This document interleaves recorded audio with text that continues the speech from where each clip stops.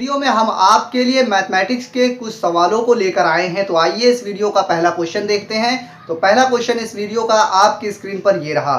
इसमें लिखा हुआ है कि एक समद्विबाहु त्रिभुज का परिमाप 20 सेंटीमीटर है। यदि प्रत्येक समान रेखा आधार की दुगनी हो तो त्रिभुज की तीनों भुजाओं की लंबाइयाँ ज्ञात कीजिए।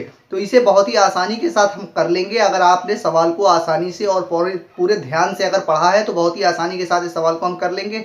देखिए इसमें क्या कहा गया है आपके क्वेश्चन में कहा गया है कि कोई एक त्रिभुज है और वो समद्विबाहु त्रिभुज है। समद्विबाहु त्रिभुज किसे कहा जाता है पहले तो आपको ये मालूम होना चाहिए, तभी आप इस सवाल को सॉल्व कर पाएंगे।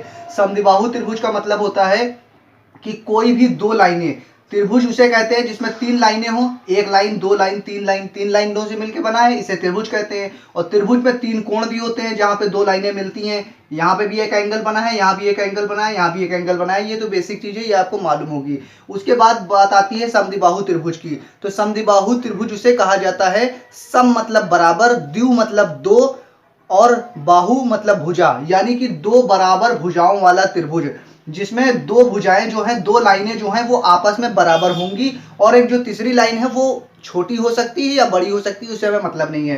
तो क्वेश्चन में आपके कहा गया है कि कोई समद्विबाहु त्रिभुज है, उसकी समान दो भुजाएं हैं और आधार से वो दुगुनी है। तो मान लीजिए ये दोनों रेखाएं जो हैं, ये वाली लाइन और ये वाली लाइन बराबर हैं, और ये दोनों लाइनें जो हैं आधार की डबल हैं, यानी कि आधार अगर 2 सेंटीमीटर है तो ये 4 होंगी, अगर ये 4 है या 5 है तो ये 10 सेंटीमीटर होंगी। ये आपसे कहा गया है, लेकिन हमें पता नहीं है कि ये कितने सेंटीमीटर हैं। लेकिन टोटल आपको बताया गया है कि यहां से लेके यहां तक की कुछ दूरी, यहां से लेके यहां तक की कुछ दूरी, और फिर यहां से लेके यहां तक की कुछ दूरी, यहां से फिर यहां तक अगर मिलाएंगे तो कितनी दूरी है। ये अगर आप भुजाओं की लंबाइयां मालूम होती तो इसे जोड़ते और इसे जोड़ते तो आपको पता चल जाता, मगर आपको मालूम नहीं है। मगर आपके क्वेश्चन में दिया गया है कि इस लाइन को जोड़िए, फिर इस लाइन को जोड़िए, फिर इस लाइन को जोड़िए, तो 20 सेंटीमीटर आ रहा है, यानी कि उसका परिमाप जो है वो 20 सेंटीमीटर है। उसके बाद ये जो दो लाइनें हैं ये बराबर हैं, और ये जो दोनों लाइनें हैं ये आधार की डबल हैं। तो आधार अगर हम मान लें x है तो ये डबल हो जाएंगी। कैसे हो जाएंगी? अगर ये 2 सेंटीमीटर होता तो ये 2 का डबल होता, 2 से गुणा करते। अगर ये 4 होता तो यहाँ पे 4 लिखते और 4 में फिर 2 से गुणा करते, क्योंकि जो आधार है उसकी डबल है ये लाइनें। तो आधार को हमने x मान लिया है, तो यहां वाली जो लाइन है इसको हम क्या मानेंगे? 2x मानेंगे। ये 2x मान लेंगे, 2 और x मल्टीप्लाई में यानी कि डबल है। अब इसको भी 2x मान लेंगे। अब आपको पता चल गया कि समद्विबाहु त्रिभुज की दो लाइनें बराबर हैं और आधार की डबल है। आधार हमने x मान लिया और दो बराबर लाइनों को 2x मान लिया। इतना काम आपका हो गया। उसके बाद आपको दिया गया है सवाल में कि इसको और इसको जोड़ने पर 20 सेंटीमीटर आ रहा है, यानी कि 20 सेंटीमीटर इसका परिमाप है। तो आप यहां पर लिखेंगे क्या? ये वाली लाइन लिखेंगे पूरी, 2x लिखेंगे, फिर इसको लिख लीजिए, ये x लिखा हुआ है ये लिख लिया आपने, फिर ये भी लिख लीजिए, ये भी लिखा हुआ है 2x, ये लिख लिया। बराबर करके इसको जोड़ेंगे तो कितना आएगा? इसका परिमाप 20 सेंटीमीटर दिया है, तो इसको जोड़ के 20 सेंटीमीटर आएगा। ये आप इस तरह से इक्वेशन बना लेंगे, इसको सॉल्व कर देंगे, x की वैल्यू निकल कर आ जाएगी। तो हम इसे सॉल्व करते हैं। 2x और 2x 4x हो गया, और ये x मिला के 5x हो गया। तो यहाँ पे आ गया 5x बराबर 20। वैसे ही लिख देंगे, 5 को बराबर के उधर ले जाएंगे तो x बराबर हो जाएगा 20/5 हो जाएगा, क्योंकि इधर मल्टीप्लाई में 5 है, इधर आके डिवाइड में हो जाएगा। 5 से काटेंगे, 5 एकम 5, 5 चौक 20, यानी कि x की वैल्यू कितनी निकल के आ गई? 4 आ गई। तो x 4 आ गया, यानी कि यहाँ पे x जो है आधार जो है वो कितना है? 4 सेंटीमीटर। यहां से हमने निकाल लिया।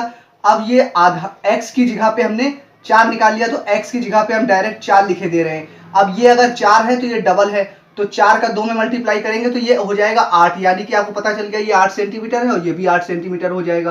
तो यहां से इसको हटा के डायरेक्ट आप 8 लिख देंगे। इनको जोड़ लीजिए, देखिए 20 ही आएगा। 8 और 8 जोड़ेंगे 16, और 16 और 4 20 हो गया, यानी कि हमने एक बिल्कुल सही निकाला है। यही निकालना था, यही इस सवाल में पूछा गया था। अगर परिमाप 20 सेंटीमीटर है और त्रिभुज, कोई समद्विबाहु त्रिभुज की दो भुजाएं समान हैं और वो आधार की दुगनी है, तो उसकी तीनों भुजाएं बताइए। तीनों भुजाएं हमने बता दिया, सवाल कंप्लीट हो गया। आइए अगले सवाल की तरफ चलते हैं। तो इस वीडियो का दूसरा क्वेश्चन आपकी स्क्रीन पर है और इसमें लिखा हुआ है कि ऐसी 3 क्रमागत संख्याएं ज्ञात करो जिनका योग 687 है। तो क्वेश्चन आप समझ गए होंगे, बहुत ही आसान क्वेश्चन था। तो देखिए इसे हम किस तरह से सॉल्व करेंगे। आपके सामने दिया गया है 687 कोई नंबर है और ये 3 लगातार संख्याओं का योगफल दिया गया है। तो कोई संख्या मान लीजिए लगातार हो सकती है, 1 हो सकती है, 2 हो सकती है, 3 हो सकती है। इन तीनों को जोड़ेंगे तो कितना आएगा, 3 और 2 5 और 1 6 हो गया। यानी कि इन सब का योगफल जो है जोड़ने के बाद कितना आया, 6। तो उसी तरह से तीन कोई लगातार संख्याएं हैं, उन तीनों संख्याओं को जोड़ा गया तो 687 आया है। हमें बताना है कि वो संख्याएं कौन सी है। ये तो हमें अगर ऐसे दिया होता कि कोई तीन संख्याएं जिनका योग 6 है तो उन्हें जोड़ेंगे इस तरह से, क्रमागत तीन संख्याएं तो 6 आएगा। तो ये तो मैंने आपको एग्जांपल के लिए बता दिया, मगर इसमें बताना है कि वो तीन कौन सी संख्याएं हैं जो लगातार हैं और उनको जोड़ने पर इतना आ रहा है। तो इसे करने का एक तरीका ये भी है, ट्रिक भी है, जो मैं आपके लिए किसी और वीडियो में लेकर आऊंगा। उसमें मैं आपको बताऊंगा कि डायरेक्ट आप इस तरह के सवालों को देखकर आप इसका आंसर लिख देंगे कि 628 होगा और 229 होगा और 230 होगा। तो 230 इस तरह से तीन संख्याएं आप लिख देंगे। ये आप बिल्कुल भी मत सोचिए कि मैं रट कर आया हूं, मैं आपके लिए किसी वीडियो में लेकर आऊंगा जिसमें मैं आपको बताऊंगा कि इस तरह के सवालों को देखकर बिल्कुल आसानी से किस तरह से किया जा सकता है। फिलहाल यहां पर आप देखिए कि बेसिक तरीके से आप इसे किस तरह से सॉल्व कर सकते हैं, क्योंकि अगर आप बेसिक तरीके को अच्छे तरह से समझ जाएंगे तो आपको ट्रिक भी अच्छे से समझ में आएगी। तो मैं आपके लिए ट्रिक भी लेकर आऊंगा बहुत जल्दी। फिलहाल इसे देखिए, तीन क्रमागत संख्याएं हैं। तो अगर एक संख्या 1 होती और दूसरी संख्या लगातार है तो एक में आप क्या करते, 1 लिखते प्लस फिर एक और 1 करते, तो एक संख्या ये और फिर उसमें दूसरी संख्या के लिए 1 फिर से जोड़ते। तीसरी संख्या लिखते तो यही वाला 1 तो आप पहले लिखते, दूसरी संख्या के लिए ये वाला 1 तो आपने लिखा और उसके बाद एक और जोड़ दिया तो दूसरी संख्या आ गई। और तीसरी संख्या लिखनी है तो ये जो पहले इससे पहले वाली संख्या है इसे तो पहले आप पूरा लिखेंगे ही लिखेंगे, उसके बाद एक और उसमें जोड़ देंगे, तब ये देखिए 3 आ जाएगा, यहाँ 3 हो जाएगा, यहाँ 2 हो जाएगा, यहाँ 1 हो जाएगा। तो इस तरह से निकाला जाता है। तो इस तरह से हम इसे किस तरह से मानेंगे कि क्रमागत संख्याएं हैं। तो एक संख्या को अगर हम x मान लें तो दूसरी हम किस तरह से मानेंगे, इसी में एक और जोड़ देंगे, x + 1 लिख देंगे, तो दूसरी संख्या हमारी ये हो गई।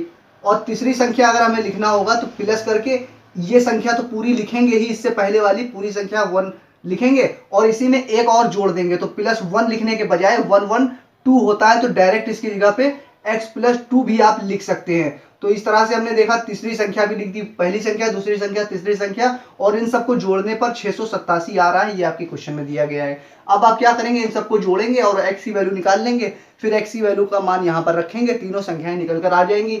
यहाँ पे x लिखा हुआ है, यहाँ भी x लिखा है, यहाँ भी x लिखा है, तो 3 बार x है, जब 3 बार x जोड़ेंगे तो 3x आ जाएगा।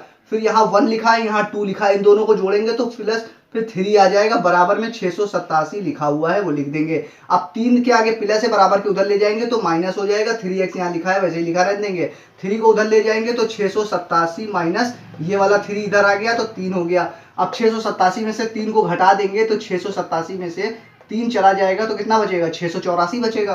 तो 684 हमने यहाँ पर लिख दिया, बराबर का 3x यहाँ पर लिखा हुआ है। उसके बाद 3 को बराबर के उधर ले जाएंगे तो 3 यहाँ से हट जाएगा, इसके बटे में आ जाएगा, यहाँ पर 3 आ जाएगा। 3 से फिर इसको हम डिवाइड कर लेंगे, x की वैल्यू आ जाएगी 3 × 1 = 3 और 3 से इसको काट लेंगे तो कितना आ जाएगा, 3 दूना 6, 3 दूना 6 और 3 8 24 होता है, 3 8 24 आ गया। यानी x की वैल्यू कितनी निकल कर आ गई 228 आ गई। तो आपने देखा x की वैल्यू लगातार हमें निकालनी थी, जब एक वैल्यू निकाल ली तो दूसरी वैल्यू अगर हमें निकालनी होगी तो 228 पहली वैल्यू लिखेंगे और दूसरी में 1 जोड़ देंगे, यहाँ पर रख लीजिए चाहे x की वैल्यू आप, तो यहाँ पे 229 आ जाएगा। और फिर तीसरी वैल्यू लगातार लिखनी है तो आप इसी में पहली वाली संख्या में 2 जोड़ दीजिए या इसमें 1 जोड़ दीजिए, तो आपका 229 निकल कर आ जाएगा, 230 निकल कर आ जाएगा। तो 228, 229 और 230 निकल कर आ गया। तो आपने देखा था, डायरेक्ट भी मैंने लिख दिया था। मैं आपके लिए किसी वीडियो में लेकर हाजिर जरूर होऊंगा जिसमें मैं आपको ट्रिक भी बताऊंगा कि इस तरह के सवालों को डायरेक्ट किस तरह से किया जा सकता है। ये वीडियो आपको कैसी लगी मुझे कमेंट करके आप बता सकते हैं। इस वीडियो को लाइक कर सकते हैं अगर आपको ये वीडियो पसंद आई हो। मैं फिर हाजिर होऊंगा किसी और वीडियो में, जब तक के लिए आप बने रहिए जैक सर के साथ।